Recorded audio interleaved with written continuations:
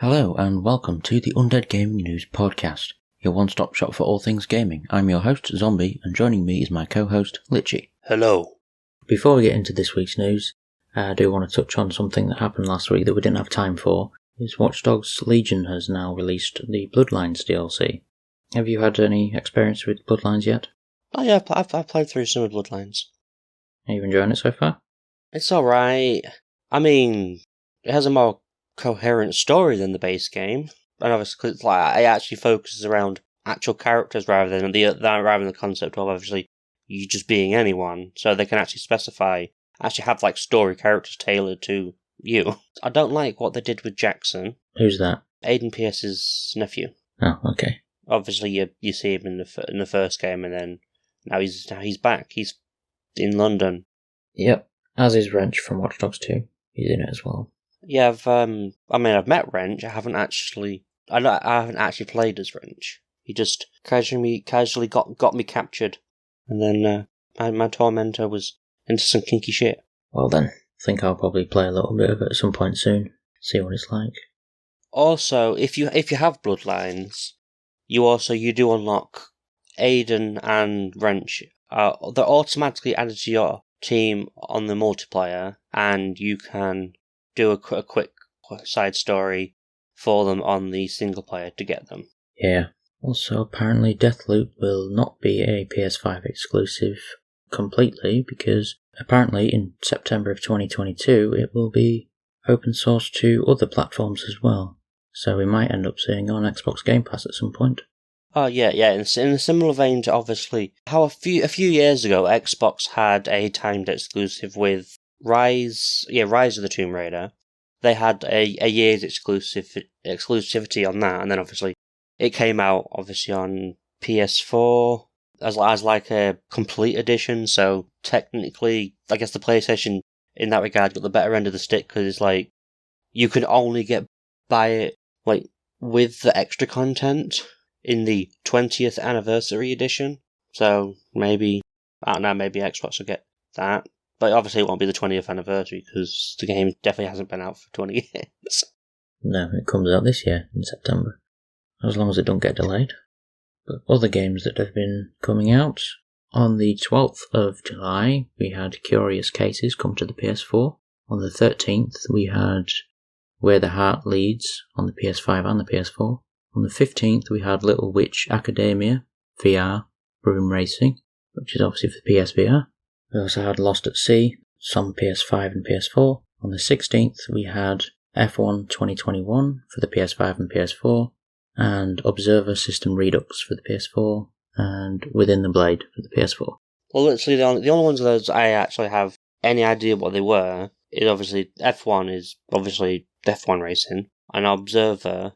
Also, a live stream was done recently by Summer Games Done Quick, which is a company that they speedrun games on their streams, and they did a stream recently and raised $2.8 million for a charity while speedrunning GeoGuessr.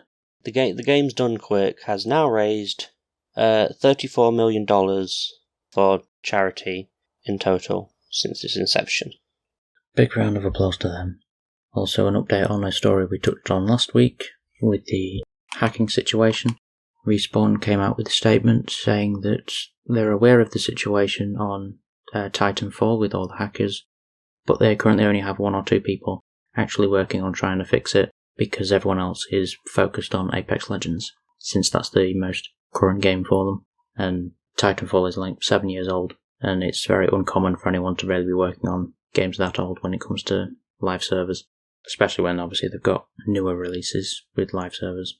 They won't obviously say what they're actually doing to prevent obviously the hacking on Titanfall, because in its current state it's apparently unplayable. They don't specify, so just so they don't clue that obviously the hacker in as to what they're doing. So then obviously the hacker then knows, oh well, to counter that I'll do this. We're doing some James Bond stuff here online. Gotta go undercover, flush out the hacker.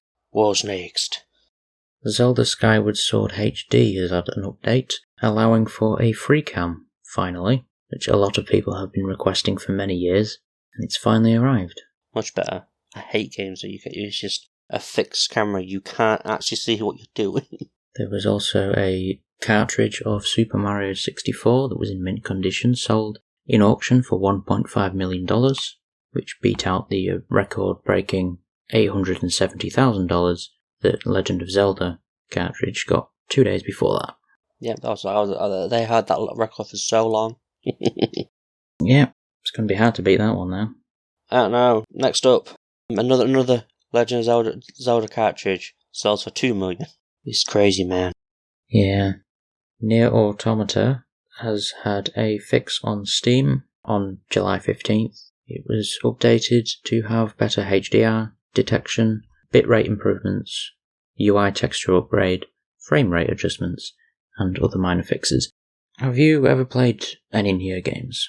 I've not played Nier. I've watched someone stream Nier Automata, but they specifically purchased it on the PlayStation because of, obviously, the fact that the Steam issue was apparently rife with issues, which is obviously, normally with games, it's generally the other way around. But then even, obviously, on the PC, when the Xbox Game Pass allowed you to obviously have it, obviously on PC, that was, for some reason, more stable. So, but then obviously it's now taken this long to fix the game on Steam. Yeah, well, at least it's come finally, and people can have a better experience on PC. You can finally play the game now. Yeah, it's been on my list to get for quite a while. Oh yes, it's sitting on my Steam wish list for years. The next one's coming out soon, isn't it? I think it might be a remake of the one that comes before Automata. That one already came out. It was, Nier Replicant version 1.1 numbers. Yeah. Yeah, that's already been released. Interesting. Ghostwire Tokyo has been delayed until early 2022 because obviously the company is operating in Japan and they still have a lot of restrictions when it comes to pandemic. So they're trying to make sure everyone's following the restrictions and keeping safe and everything. So it's made the work a lot harder to actually get done. So they've delayed the game till early next year. Gotta wait until next year to fight some ghosts in Tokyo. Yeah, which of course does also mean that the Xbox version is delayed for another year as well. So they'll get it in 2023. And is there any games that Ghostwire Tokyo obviously reminds you of? Not particularly, no. Reminds me, obviously the setting itself looks very similar to Yakuza. Because I think it is set in Kamurocho. But then it then has. Did you ever play the Sleeping Dogs DLC with Smiley Cat? No, I played the main game, not the DLC. But you should play the DLC. Maybe one day. But yeah, it looks to me like similar to that DLC, but like in Tokyo's Kamurocho district. Or obviously it's like Ghostbusters in Tokyo. Are you looking forward to it, or is it not a game on your list? I don't know. I mean, it looks good, but I mean, we've not heard anything from it for a long time. And now we see why. Well, I guess we'll see what it likes when it finally comes out. I'm sure they'll have some kind of update for us in a couple of months. But since you mentioned Yakuza, Sega have been having some issues with a Japanese agency that represents one of the celebrities within the new game, Lost Judgment, since Sega hinted that the sequel, Lost Judgment, would be coming to Steam, before turning around and saying that they had no plans for a PC release. The miscommunication seems to stem from Johnny's, the talent agency behind the guy who plays the protagonist, because apparently Johnny's has strict policies regarding how images of its talents are distributed, which apparently extends to showing the likeness on PC. Sega, meanwhile, has been a big PC push for some time, with the entire mainline Yakuza series now available on Steam. Also, Takayuki Kimura he actually said he wants it to obviously be on PC. Obviously, his agent's like, no. Obviously, they own his image, so then they say they don't want it on PC. I don't know why though. I don't know what the problem with obviously being on PC would be. But not only could it mean, oh, you won't get Judgment on PC, but because of their talks, there's actually talk of basically the whole franchise, the whole new franchise of Judgment, like Yakuza Cop, is actually just basically could be thrown in the bin because of if they can't come to a decision on actually how to progress forward with the actor's image, which is a bit naff. Yeah. The first Judgment was, of course, also available on Google Stadia, which means it was available on PC, but considering how reluctant Johnny's has been to adopt the internet, previously refusing to even publish press images of its talents online, it's possible that the agency simply isn't aware of how Stadia works, which is why they allowed for that one to go on there. But hopefully they can actually resolve the issue, and they'll get more in tune with the times, and actually let the games go on the PC. In other news though, Resident Evil Village has apparently sold 4.5 million copies. Is that more or less than sold with 7? It's more than they sold for Resident Evil 7. They sold 3.5 million for Resident Evil 7. An extra million copies for Resident Evil 8. Resident Evil Village sold 3 million when it first launched, 4 million by the end of May. When did Village come out? Was it in May? It was released on the 7th of May. Speaking of Resident Evil, apparently the Reverse. That's apparently been pushed back to next year. What was the reason for that? I do not know. I just heard that it's been pushed back till next year. Obviously, it's been saying it got pushed back to summer this year, and then obviously now we're halfway through summer. They're saying, "Oh yeah, it might be next year." It might have been pushed back for the same reason, like Ghostwire was pushed back, in that Japan is still currently being relatively heavily hit by a virus, so they may possibly have slowed down production, similar to the developers of Ghostwire. So they've isolated their staff, so the production's a bit slower. So that's why it's released next year. Capcom's Japanese as well, so I don't know. Maybe Capcom have done the same.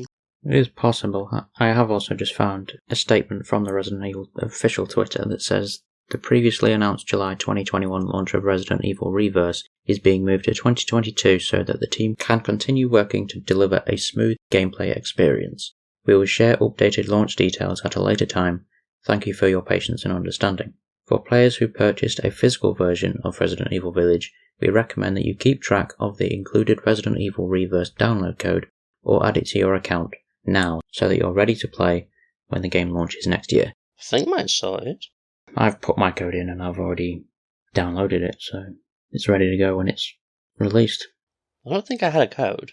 It just came with Village. Did you buy a physical version? No. Well, there you go then. They're talking about the physical version. Because when you buy the physical version, you have a little card in the case that comes with a download code. No, it's been a long time since I purchased a physical game. Well, I prefer physical copies, so... What's next? Civilization 6 Anthology Bundle is now out on consoles. The Anthology Bundle, of course, includes all of the DLC for Civilization 6, as well as obviously the main game. However, it is notable that the Red Death, which is a Battle Royale style multiplayer mode for the game, is remaining a PC only thing. That's not coming to console. I speculate possibly they haven't worked out the kinks on how it would work on the PlayStation or the Xbox. Which consoles is it actually coming to? Is it coming to Nintendo? Because sometimes that obviously takes a bit longer. It is coming to PS4, Xbox One, and Nintendo Switch. I might have to work out some kinks to be able to figure out how that works. I don't know. I've never played Civilization 6. Never mind its Battle Royale mode. I don't know how it works or why it wouldn't translate to consoles. It might come out in the future. It might not. They've not said anything on the topic other than that it's not coming, obviously, when it comes to consoles. If they say anything about that, obviously we'll keep you updated. Xbox are also deciding to add a new parental control to their systems for spending limits, so that they can prevent their children from spending all of their money, so that they have a price cap rather than just spend as much as you want. I mean, it's a nice idea, but I don't know if many parents are actually going to be taking that much of an interest in the console to even set up this thing. Like generally, I think it's just a case of they get the kid a console, and then they're just like, right, you go play console. Well, at the very least, it will be on there now, so the oblivious parents won't be able to blame Xbox for their child spending all of the money, because Xbox can just turn around and say, well, we had spending limits on there, you should have used them. The Samurai Warriors 5 demo is going to be available to play on July 27th, and it will have cross-progression, so that when you get the game, you can transfer your progress on the demo to the actual game itself. Pre-orders for the game are also available now, if you want to grab it. You ever played any of the Samurai Warriors games? I was about to ask you that. Well, no, I haven't. Me neither. To be honest, I hadn't really heard of them until I saw that demo being announced, so... Well, I've heard of them, it's just... I don't think they're my cup of tea. Well, probably not mine either. Company of Heroes 3 is coming to PC, though, in 2022. It's been a long time since a Company of Heroes game has been released, and now we're getting a third one next year. It's Steam exclusive? It's only coming to PC, yeah. No, not just only coming to PC, but only to Steam. Won't be on any other PC store, apparently. Oh, Steam is the titan in PC games anyway. But obviously, as we mentioned earlier, obviously sometimes their versions of games don't work as well. Yeah. Compared to other platforms on the same system. But speaking of Steam, Valve have revealed a new handheld system that will run Steam, so that you can play your Steam library on a handheld console rather than on your home PC. Looks alright. Like, it kind of looks like a cross between a Switch and a PSP or PS Vita kind of thing. It's got like the button layout is the same as PlayStation, but the design looks very Switch. Yeah, I do think they might be a bit optimistic with this one. I'm not sure that all games will be able to be played on there. We'll probably have some issues. We'll have to wait and see.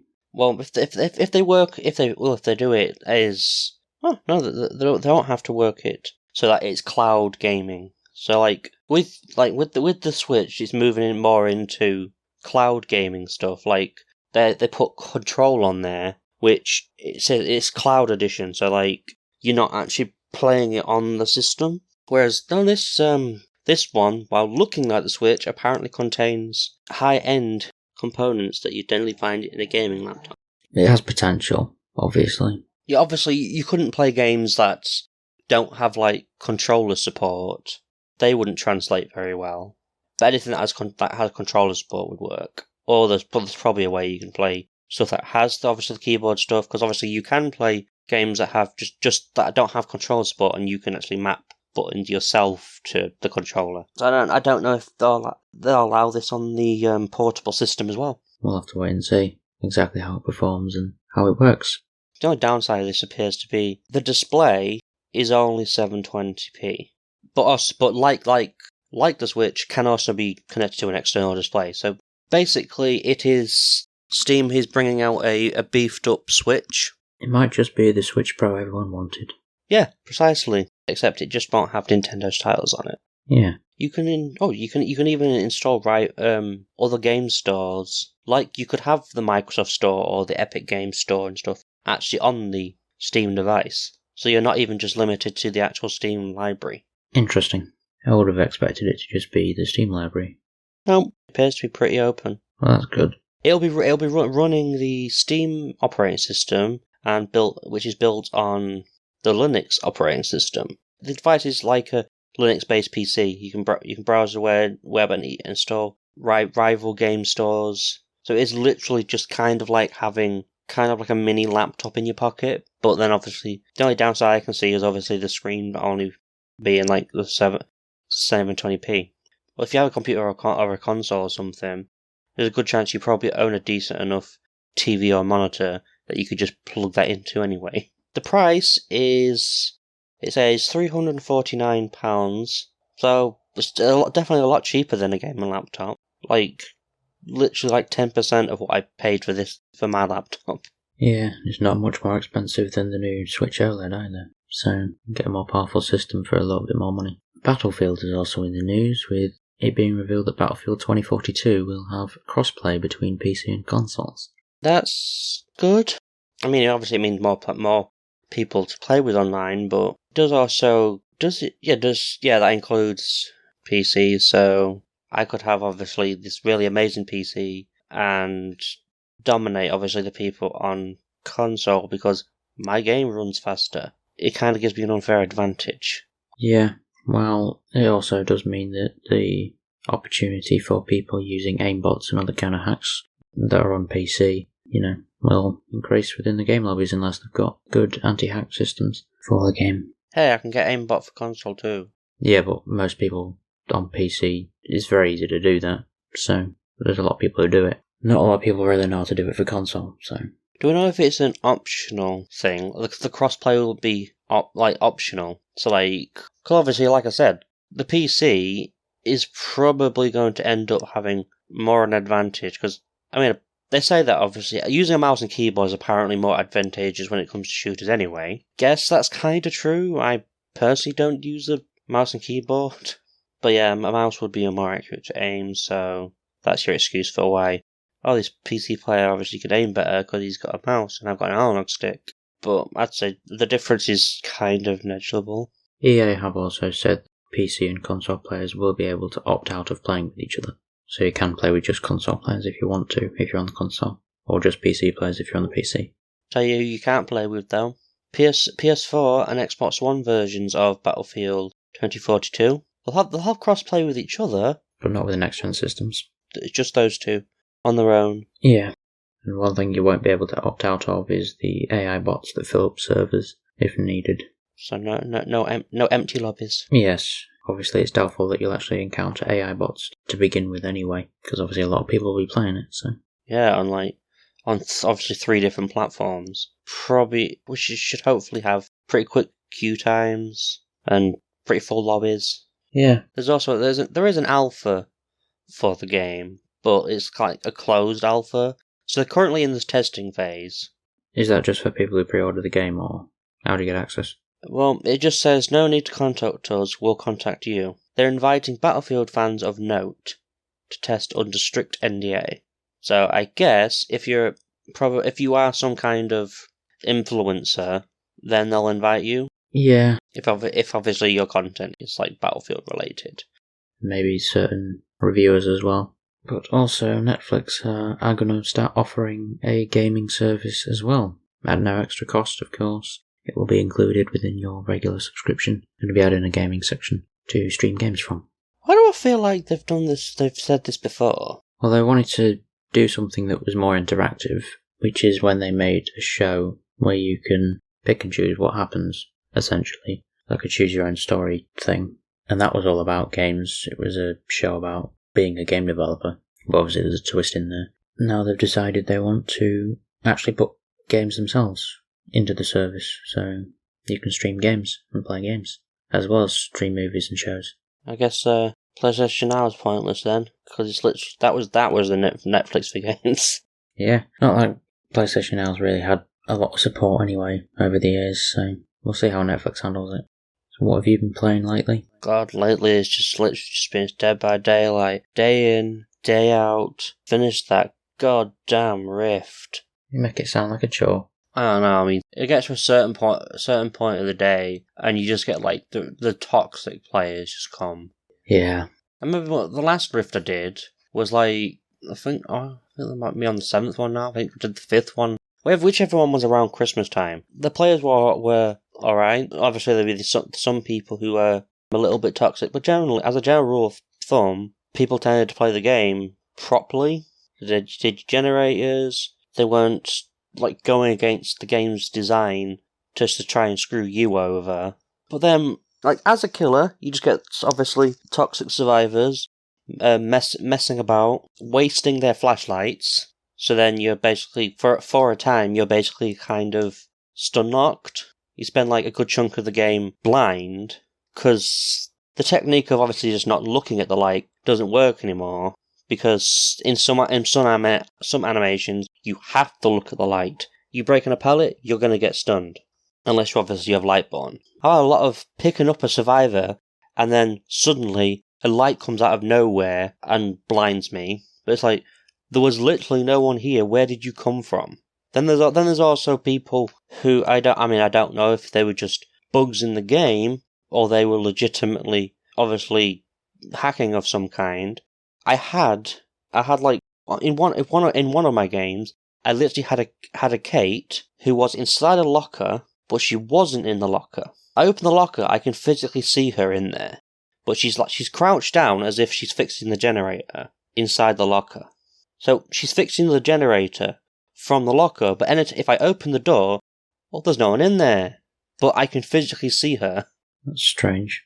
So obviously, that game didn't go great, because obviously she can casually just fix generators that she's not even near, and can even stun me if I go near the... at one point, I would just walk... I didn't know she was in there. I walked past and got stunned by the locker, but she's still in there. She just gets to sit on the floor of the locker, but doesn't actually... So she's like...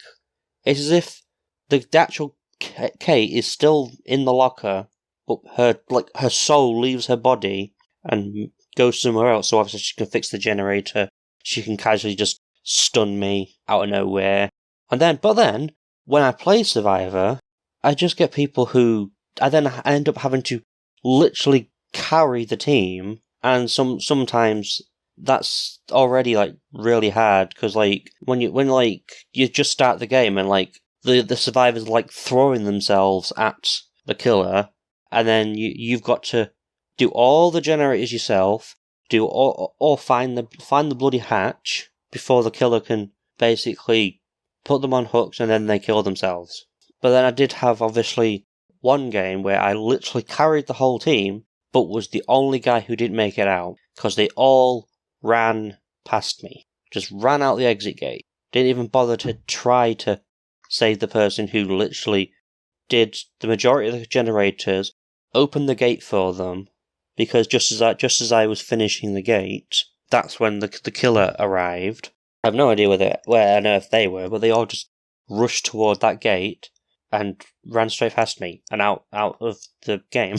Yeah, as soon as the gates are open on that game, it seems to be every man for himself, typically. Yeah, that's the thing, is, like I said, obviously when I play Survivors, it's all my teammates, it's basically every man for himself. When I play Killer, I get teams of people who work together and help each other.